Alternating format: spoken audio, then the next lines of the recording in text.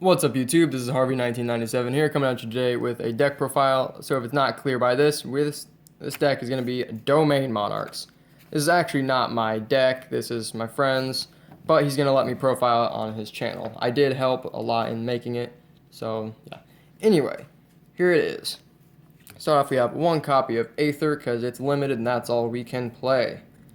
We have 3 copies of Erebus because he's the next best Monarch. We really like getting that send 2 Monarch spell and traps to the graveyard, help you get your 1 copy of Pantheism and your Prime Monarch into the graveyard.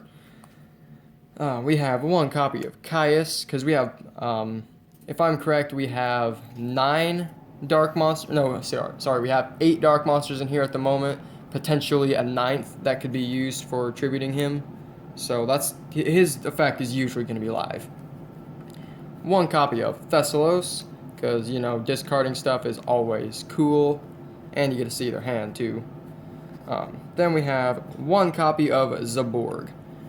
One thing to note about him, for one, extra deck destruction is really cool, but one of the really cool plays you can do is using Escalation.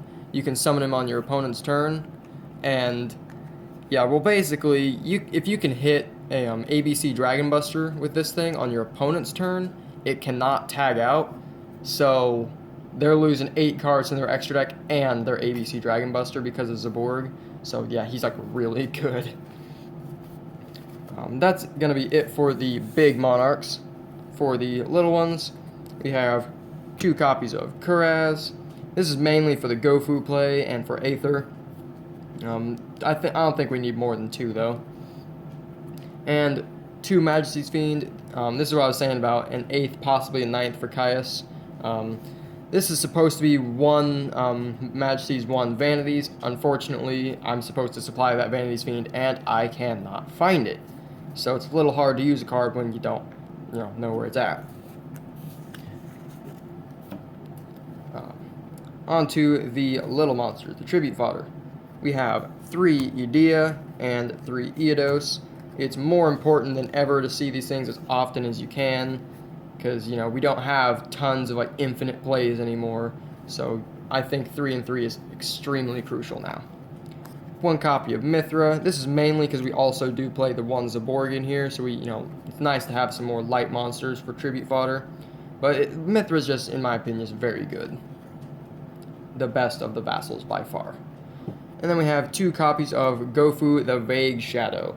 Because what you do is you can special summon him if you control no monsters, and then you throw out 2 tokens, each of which can be destroyed by Kuraz to get you a free draw. The tokens cannot be used as tribute fodder, but nonetheless, they're either there for Kuraz fuel or for meat shield, so they're very good. So to round off that the monster count, that was 7 of the level 8 Monarchs, 4 level 6s, and 9 monsters other than that, for a total of 20 monsters. For the spells, we have 17 of them. We have 3 copies of Domain, because, you kind of need this in a Domain deck. 3 Tenacity, since it's your Searcher now that Pantheism is limited. Speaking of, Pantheism at 1, because it's limited. And 1 Stormforth, same reason as Pantheism. If we could play more of these, we would. Obviously, though, we cannot. We have 1 copy of March of the Monarchs, mainly for the Majesties and or Vanities lock with Domain, because that's just really good. And the last Monarch spell we're playing is 3 copies of Return. So this is mainly because you really want to see one of these as fast as you can, and then the other 2 are just kind of you can dump them off of Erebus or Aether, because you want to have plenty of targets now. So yeah, plus it's really nice early game, if you need to be able to reveal all 3 of them for Pantheism. So, yeah. The rest of the spells we have 2 copies of Allure. As I said earlier, we have 9 total Dark Monsters for the deck. If we were to put Vanity's Fiend instead of Majesty's in, we would have 10 Dark Monsters. Not that we'd ever really want to banish Vanity's Fiend, but the option would be there should we play it. But I think 2 is just the perfect number for Allure in this. Then we have a trio of limited cards for searching or playing Edea, those being 1-for-1, Rhoda, and Foolish Burial. So yeah, this gets it from the deck to summon, this gets it from the deck to normal summon, or that's special, that's normal, and this is basically to dump it to the graveyard to be revived by an Eodos. Or you can dump an Eodos to revive an Idea. Or you can dump an Erebus to add it back to your hand by its own effect. I believe that's actually all the applications the card really has. But nonetheless, it's very important because we need to see Idea as fast as we can. Then the traps. We only have 3 traps in here, but that's okay. We don't really need too many of them anyway. 2 Prime Monarch, which is really kind of laughable to even call it a trap because you never actually play it on your field. It's just here to be revived as its effect as the normal monster. My bad.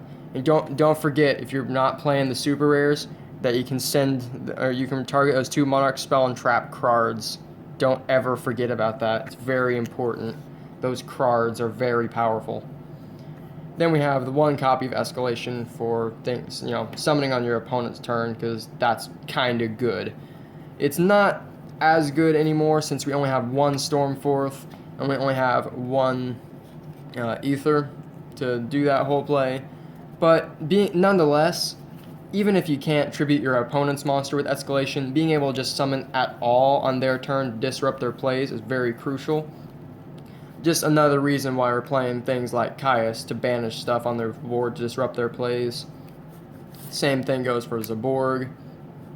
Thessalos can, mess up their hand after they just search something. Escalation it's just a very, very good card right now, to say the least. But yeah, that is going to do it for this deck profile, guys. Make sure to tell me in the comment section below what you think about the deck. Make sure to tell my friend what you think he could do to update it. If you think there's any better changes that could happen with it, make sure to let us know. We're always up for constructive criticism. Make sure to give this video a like and subscribe for more future content, and I'll catch you guys in my next video.